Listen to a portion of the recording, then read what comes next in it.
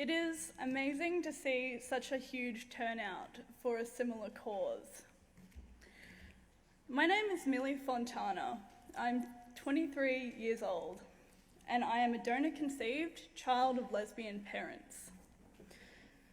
I stand here with support from all three of my parents.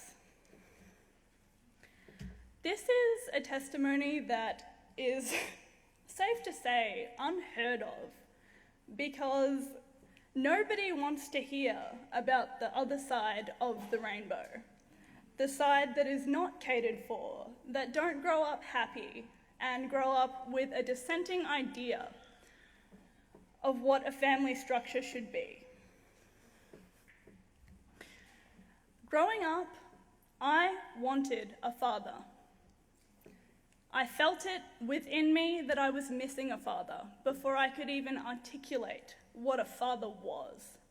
I knew that I loved both of my parents, but I could not place my finger on what it is I was missing inside myself. When I hit school, I started to realize through observing other children and their loving bonds with their fathers that I really was missing out on something very special.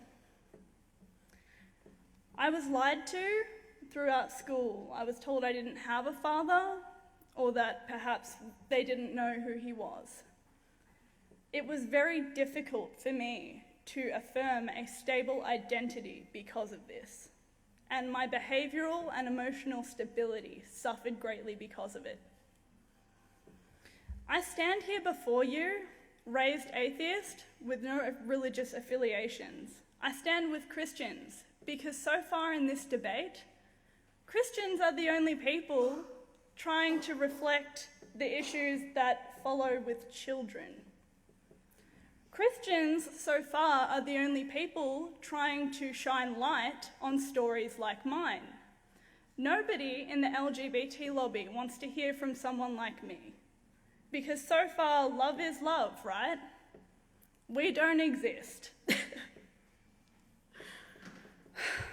Growing up, I would look in the mirror and I would think to myself, where did I get these green eyes? Where did I get these aspects of my personality, these talents that neither of my parents in the home had? The answer to that is quite simply my father. But in reality, it's not just the father or the donor, as they like to call it. It turns out I have an uncle, I have an auntie, and I have a grandmother, along with many loving cousins. When they chose what parts of my identity were acceptable to reveal to me, they took something from me. And where other children were able to look in the mirror and reconcile those missing parts and say, I love my mothers or my fathers, I could not, because in my eyes, who were my parents to decide what parts of me were acceptable to reveal to me? Meeting my father at 11 years old was probably the only time I had been a stable child. I saw for the very first time who I was. I looked into his eyes and I thought, that is the missing part of me. Not because I'd fantasized about having a father, but because I could put a face to who I was, so I could look at somebody who was equally responsible for my existence. I could affirm my identity based on this man. And if I had not met my father, I would not be standing here with you today, because my emotional reaction to not having him in my life, even at such a young age, was devastating, and it caused me to regress in my development. I want to talk about real equality. There's a lot of talk about equality from the LGBT lobby, but I sort of wonder what their definition of equality is, because for me, equality was being told the truth, was being respected for who I was as a whole, and not just based on what my parents desired to let me know. Equality was being able to look at both sides of my genetic family and understanding who I was. Equality is not saying that because volunteer studies of gay families and children of gays that come out with a positive outcome define it for everybody. It's completely unrealistic. I heard this lie from the LGBT back in March, saying that children don't care who their family is and that men and women are interchangeable. I consider this in itself to be a form of gender discrimination.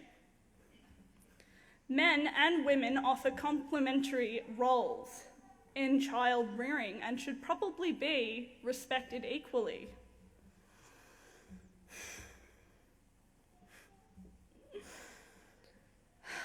It's funny the way that the gay lobby talks about homophobia. I've had stories of gay friends of mine coming to me and explaining that other gay people have called them homophobic because they would ideally prefer to raise children with a mother or a father. How utterly ridiculous. Was I homophobic when I was looking in the mirror, wondering where my father was? Was I homophobic when I looked at both of my loving parents and pleaded with them to tell me who I was? Absolutely not. But I do love all three of my parents equally. Homophobia in itself is really just an aversion to behaviour. It has been, it was there for a reason. We have evolved past that point as a society. But I really, really deeply disagree with equating homophobia to racism. A person of colour walks into a room and everybody knows what race they are. Everybody knows they're different. Anybody can walk into a room and nobody has any idea what sexuality they are, because sexuality in itself is fluid. Sexuality is not a reliable form of identity because it changes. It changes due to circumstance or even personal choice. It is not equivalent of racism, and I'm offended by the idea that I am equal to a racist for speaking out about this very topic. Why is our government trying to push an agenda that isn't based on honesty? Because in reality, in any same-sex situation, it takes a third party to produce a child. Always has a third party. So why, as a society, would we try and ignore that as a reality to the situation? I didn't get here based on two women. 3 people made the choice to bring me into this world. So why on earth would we try and ignore that? Science is being replaced by adult desire, the way I see it. We see in Canada, people on birth certificates are now legal parents, not biological parents. The birth certificate is changing from a document of history for a child into a document of intent. This is adults saying, I am the one who's going to take care of this child. But what information does that give to the child? It's not realistic.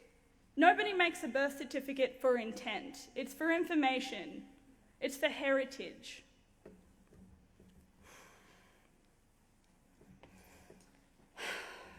My mother pitched a question to me the other week. She said to me, Millie, what if my partner and I were able to be married? What if we had that stable household environment that everybody else has?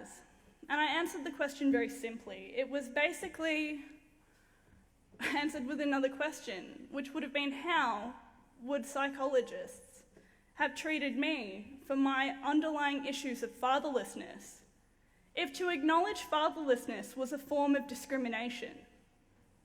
How would any physician under threat of legal action have treated me under that circumstance? It was met with silence. Nobody thinks about this before we rush ahead to marriage. And I think it's really funny that Obama has stood up and said it's time for everyone else to evolve. But last time I checked, evolution took a fair few steps. It took a little longer than a decade to eventuate.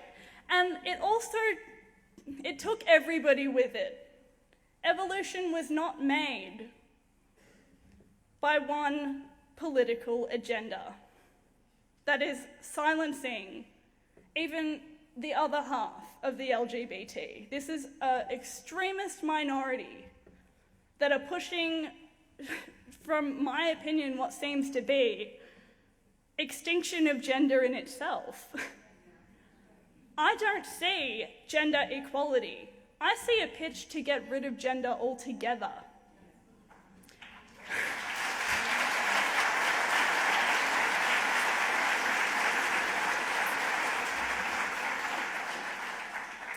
Until we as a society have a discussion that includes children like me who are not okay with parents deciding which parts are acceptable to reveal, until this discussion includes everybody who has been raised fatherless or motherless, until this discussion stops shaming children in my position for coming forward, we should not be pushing marriage through, because evolution takes steps.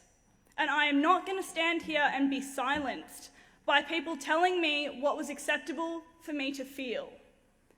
That I'm a bad person for wanting a father, that maybe I didn't love my mothers enough because I wanted a father.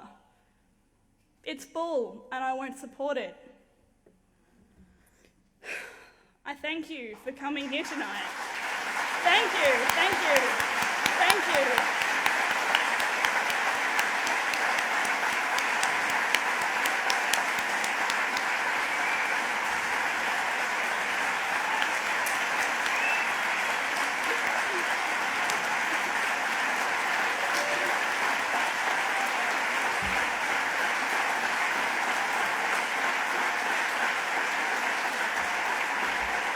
Can I finish?